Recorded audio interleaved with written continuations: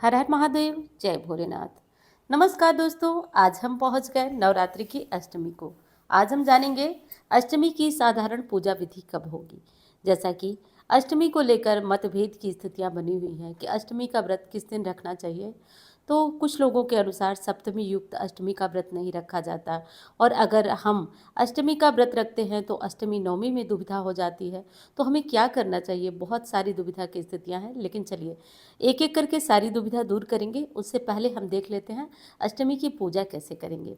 दोस्तों, कुछ जगहों पे अष्टमी की पूजा विशेष अलग चौकी लगाकर होती है, क्योंकि पूरी नवरात्रि में जो सबसे पावरफुल दिन होता है, सबसे बड़ा दिन होता है, वो दुर्गा अष्टमी, महाअष्टमी। ये दिन बहुत विशेष माना जाता है, और इस दिन माँ की पूजा करना, आराधना करना बहुत ज़्यादा श्रेष्ठ होता है। तो आप जहाँ चौकी लगाए हैं वहाँ भी कर सकते हैं, या घर के मंदिर में कर सकते हैं, दुर्गा जी की फ़ोटो के सामने। तो अब जैसे कि सुहागिन महिलाएं या कुंवारी लड़कियां श्रृंगार सामग्री चढ़ाएंगी, हर साल आपको बताती हूँ। तो श्रृंगार सामग्री चढ़ाएंगी, उस श्रृंगार सामग्री में से कुछ सामग्री दान करेंगी और कुछ आप अपने लिए प्रयोग के लिए रखेंगी। और कुंवारी लड़कियां सिंदूर छोड़कर बाकी सारी सुहाग सामग्री चढ़ा सकती हैं। और एक चीज़ बताऊँ, चढ़ाना अनिवार्य होता है।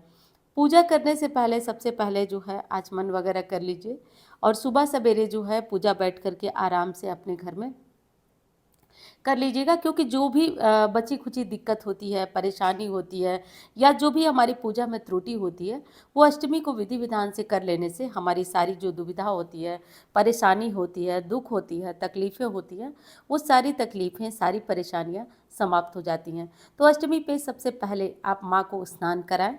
अगर माँ को स्नान कराने के लिए गंगा जल युक्त जल हो तो अति उत्तम, तो उससे माँ को स्नान कराएं। और आज एक चीज़ का ध्यान रखिए, आज आपने भले ही नवरात्रि के पहले दिन माँ को चुनरी पहनाई है, आज साड़ी, दुपट्टा या फिर कोई छोटी सी चुन्नी भी ले आकर माँ को ज़रूर चढ़ाइए।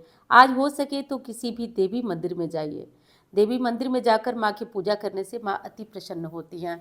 वहाँ जाकर आप पूजा कर सकते हैं। और एक महा उपाय भी आज आपको बताने वाली हूँ, और गारंटी से बता रही हूँ कि 100% अगर आपका कोई काम पूरा नहीं हो रहा होगा ना, तो भी हो जाएगा। क्योंकि आज का दिन ऐसा है कि इस उपाय को छोड़ पाना, भूल पाना बहुत मुश्किल है।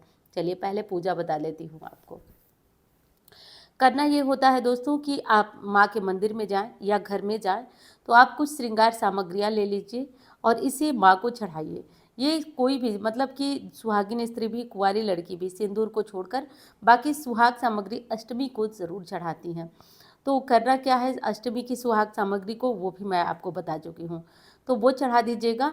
और एक चीज़ का और ध्यान रखा जाता है कि जो लोग अष्टमी में हवन करते हैं, अष्टमी में हवन कन्या पूजन करते हैं, वो अष्टमी का हवन और कन्या पूजन करने से पहले आपको एक विशेष चीज़ का ध्यान रखना है कि आप अष्टमी के हवन और कन्या पूजन से पहले आप जितने मंत्र जपने का संकल्प लिए हैं, मान लीजिए कि रोज़ रोज़ आप 1 माला जपने का संकल्प लिए हैं, 11 माला का संकल्प लिए हैं, 5 माला, तो जितने संकल्प लिए हैं आप हवन से पहले पूरा कर लीजिएगा, क्योंकि ये दोष हो जाएगा।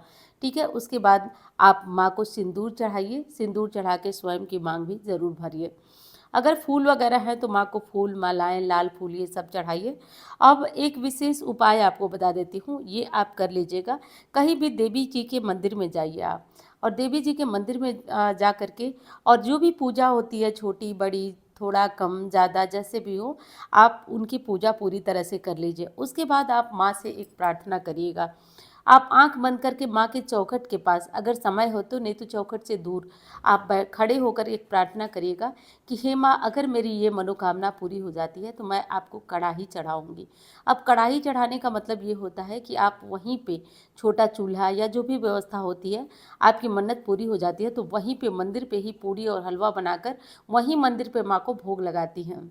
और देखिए, ये तो वैसे गांव में ये प्रचलन था, लेकिन मैं जैसा कि देखती हूँ कि ये 100% काम करता है। किसी कामना के लिए, जैसे आप लोग परेशान रहते हैं कि हमारा घर बन जाए, हमारी संतान हो जाए, हमको नौकरी लग जाए, हम इस दुविधा से उबर जाएं, तो एक बार इस नवरात्रि इस काम को ज़रूर ट्राई करिएगा। आप किसी देवी मंदिर में जाइएगा, वहाँ जाने के बाद आप करिएगा कि आप सबसे पहले तो माँ की पूजा करिएगा, क्योंकि बिना पूजा पाठ का कुछ लोगों को जब उपाय बताती हूँ तो वो सीधे जाते हैं, उपाय करते हैं, चले आते हैं। देखिए दोस्तों, कोई चीज़ ऐसे नहीं होती है कि आप फटाफट गए और किए और चले आए। कोई भी उपाय का मतलब कि देवी देवता को प्रसन्न करना ज़रूरी है। अब मैं बता दी एक शब्द में, आप एक शब्द में जाएंगे और तुरंत मुँह बोल के चले आएंगे, तो ये कहाँ का मतलब कैसे ठीक हो सकता है।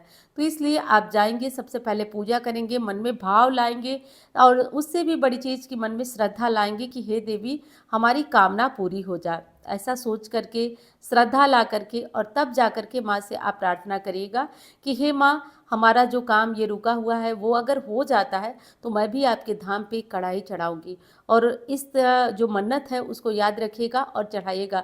दोस्तों, आज तक जिन्होंने भी किया है सबके काम पूरे हुए हैं। तो एक तरीके से 100% कह सकते हैं सबका काम पूरा होता है। बस एक चीज़ का ध्यान होता है, कोई ना किसी को नीचे गिराने के लिए या किसी की चीज़ को छीनने के लिए ये सब चीज़ मत बोलिएगा। अपने लिए जो उचित हो वो बोलिएगा। तो इसलिए आप प्रार्थना करिएगा, भगवान करेंगे तो माँ आपसे कड़ाही ज़रूर लेती हैं।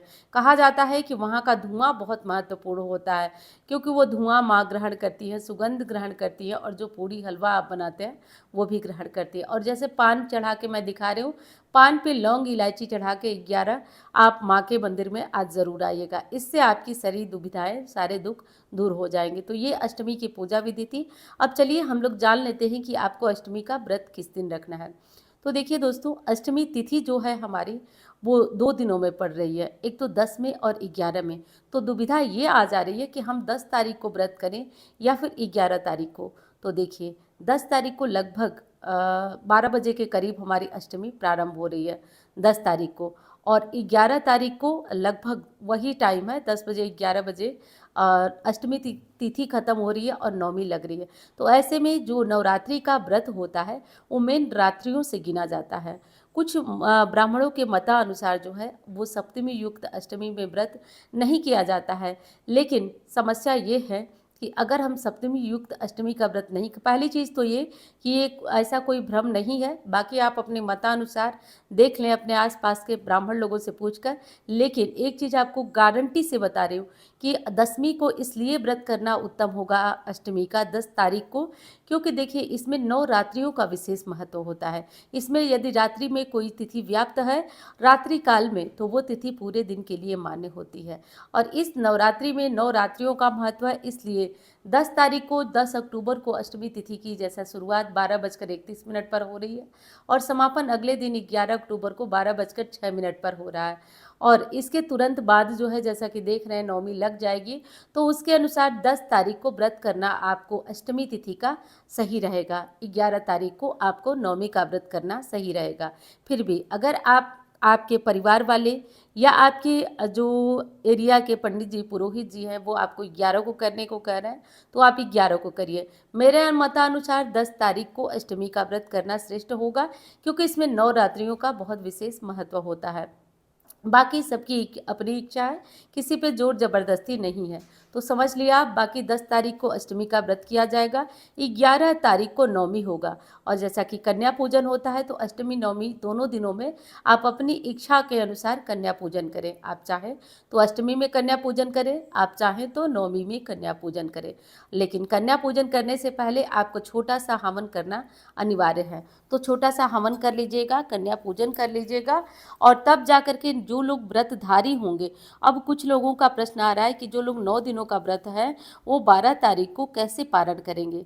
तो देखिए दोस्तों, 9 रात्रियां हमारी पूरी हो चुकी हैं और लगभग 10-11 बजे के बाद, 12 बजे के बाद आप भोजन करके 12 तारीख को आप अपना पारण कर सकते हैं। किसी भी तरह की दुविधा नहीं है, हर स्थिति में पारण 10वीं में होता है। नवरात्रियां भी हमने कंप्लीट कर ली, तो किसी भी तरह दुविधा नहीं है। वीडियो पसंद आए तो लाइक करिएगा, चैनल को आपने सब्सक्राइब नहीं किया तो ज़रूर कर लीजिएगा। अब अगर इस तरह की कोई आपको जुड़ी हुई समस्या है तो आप कमेंट में लिखिएगा, उसके लिए भी पूरी कोशिश की जाएगी वीडियो तैयार करने की।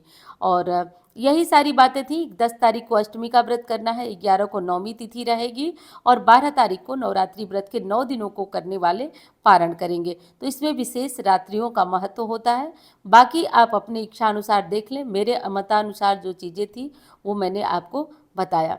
और हाँ दोस्तों, और भी बहुत सारी जानकारियाँ नवमी से जुड़ी हुई है, अष्टमी से जुड़ी जितना हो सका संभव था मैंने इस वीडियो में आपको बताया। आगे भी आने वाले वीडियोज़ में आपको बहुत विशेष जानकारी मिलती रहेगी। और दुर्गा सप्तशती की कथाएं भी आप सुनते रहिए, जो कि सुबह आपको लगभग 6 बजे अपलोड होती है। तो ये चीज़ कर लीजिएगा, दिनों के अनुसार माता के पूजन का भी विधान है, तो वो भी कर लीजिएगा। अब चलिए मैं मिलती हूँ आपसे किसी अन्य वीडियो में। अपना ध्यान देते रहिएगा, माता रानी का पूजन जैसे हो सका वैसे करते रहिए। चलिए अब मैं मिलती हूँ आपसे अन्य वीडियो में। धन्यवाद। हर हर महादेव।